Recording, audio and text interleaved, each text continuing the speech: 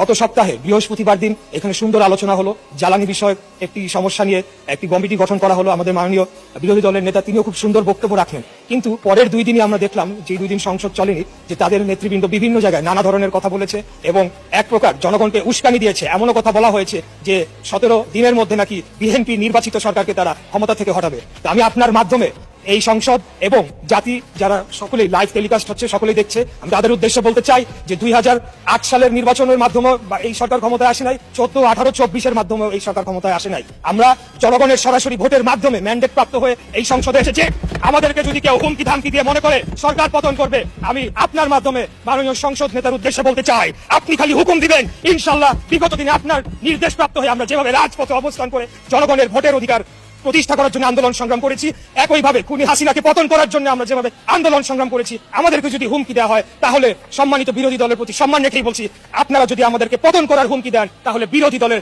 অবস্থান থেকে আপনাদেরকে পতন ঘটানো হবে ইনশাআল্লাহ।